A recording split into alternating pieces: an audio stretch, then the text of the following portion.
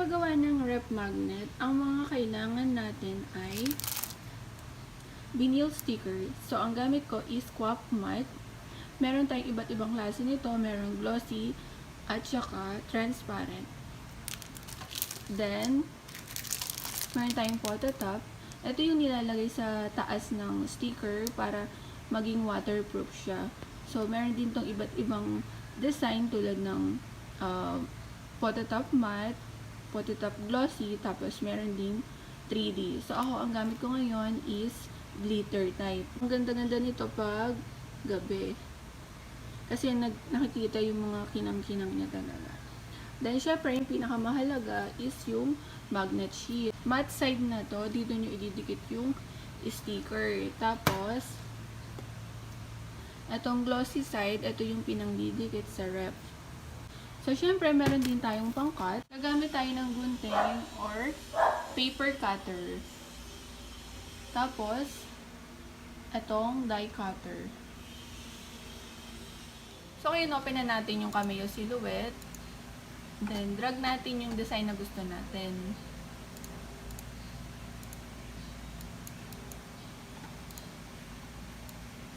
Tapos, resize natin siya. So, yung size ng ATM size is 2.150 by 3.4. Tapos, kuha ka ulit ng isa pang design para sabay na siyang mag-duplicate. Ganun ulit, resize mo lang. 2.150 by 3.4. Tapos, cut mo lang to. Then, paste mo dito ng magkadikit. Tapos, align mo lang siya para straight siya. Tapos, duplicate mo siya using replicate panel.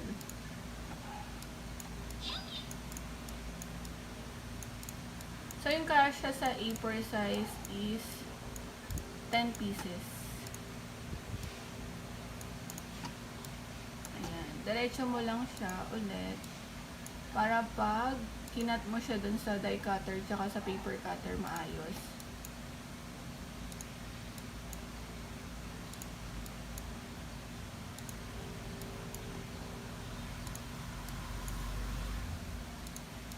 Ayan, okay na. Then, print.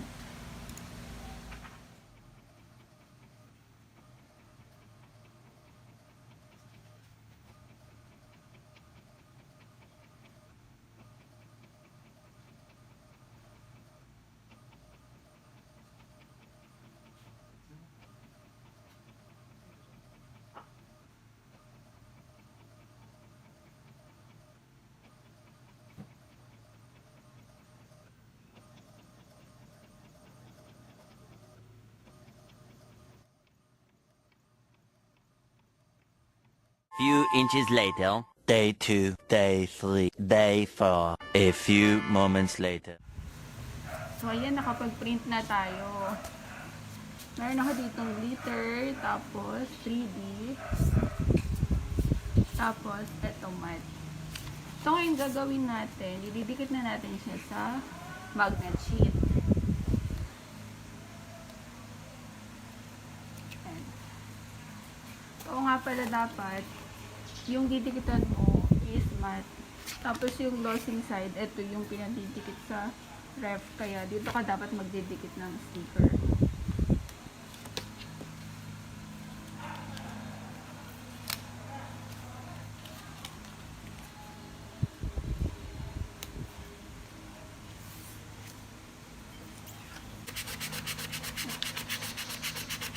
Pwede mo siyang dahan-dahanin. Pwede din bilisan mo basta make sure mo lang na walang bubbles.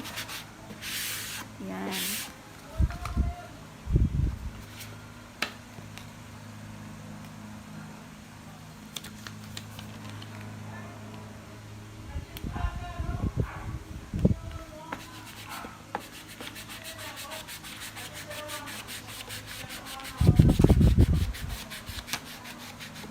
So, So, ayan, okay lang na hindi siya pantay kasi hindi ko naman na ito gagamitin. Itatapon ko na to.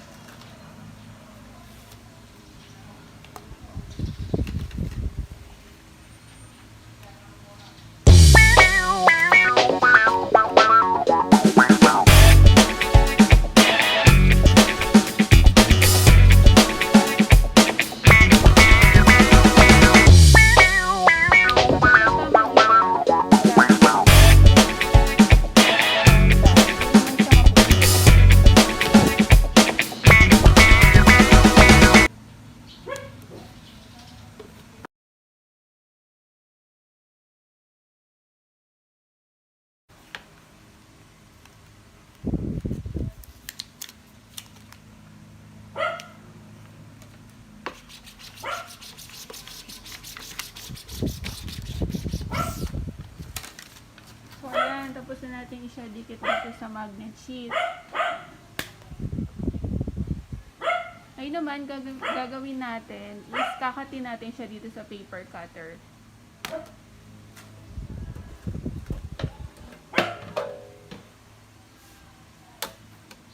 Kung wala kayong paper cutter, ito yung paper cutter. Kung wala kayo nito, pwede kayong gumamit ng gunting.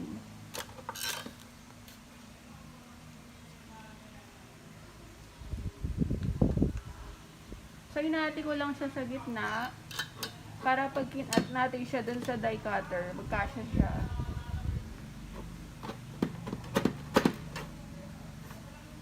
Medyo mapurol na kasi itong paper cutter natin. Katin din natin itong gilid.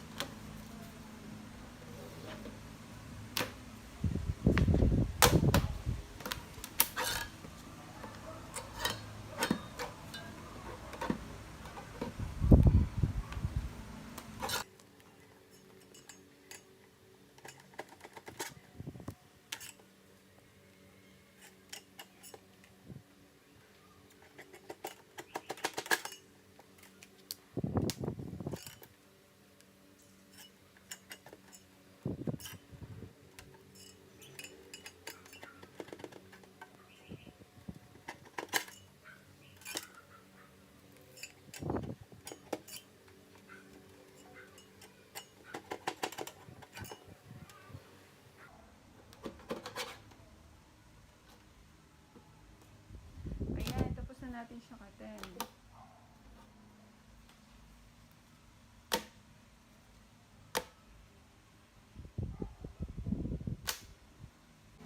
So ngayon, gagamit na tayo ng PVC die cutter.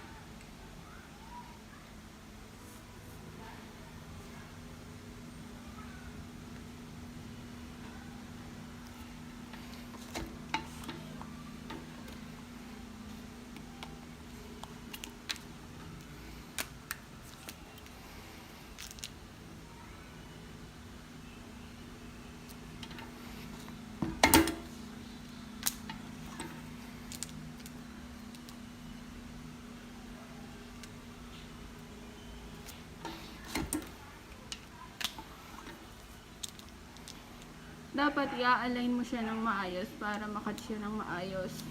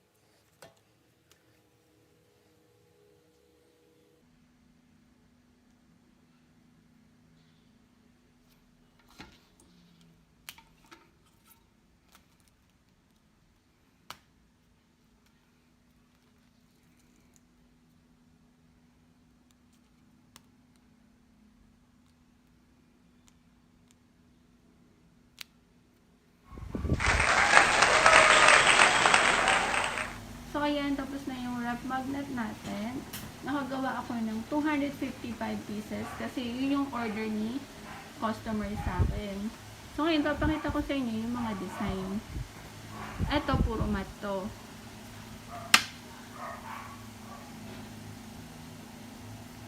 Ito medyo may dumi pa. Mamaya lilinisin ko na lang. Tapos, 5 piraso siya kasi yung in-order ni customer per design, minsan 5, minsan 10. Ayun, di ko alam kung ano gagawin niya dito eh. Kung ibebenta niya rin ba or ipapag-giveaways.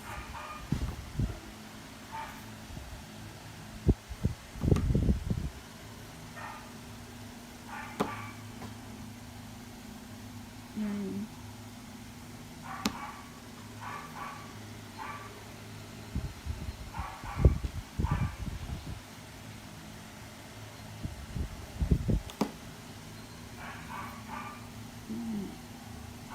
Kuya, ito naligaw to. Glossy nga pala to.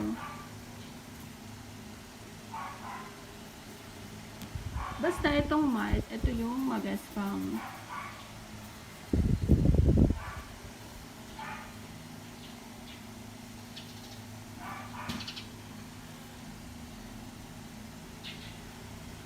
Tapos, ito namang glossy. Yan, makikita nyo shiny, diba?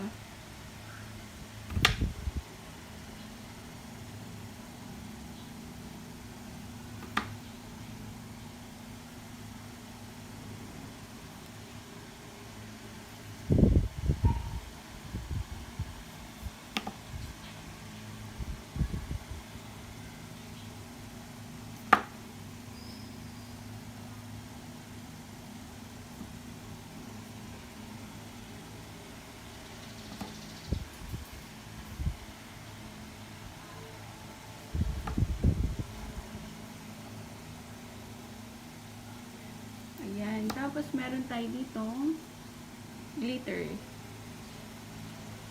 So, itong glitter tsaka 3D, mas mahal to sa glossy tsaka matte.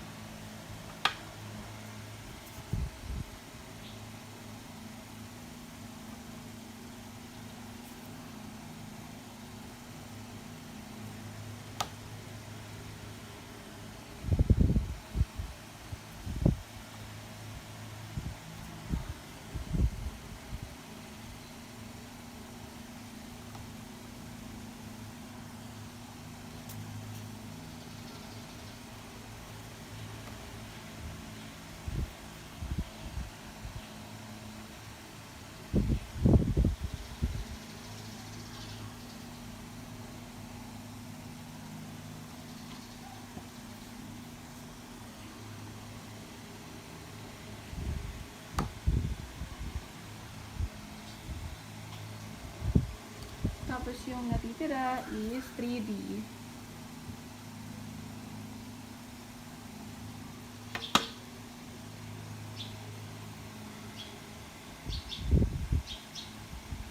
Yan, kung gusto nyo pala umorder guys, lalagay ko yung link sa baba. Check nyo lang dito sa description. Tapos click nyo lang yun.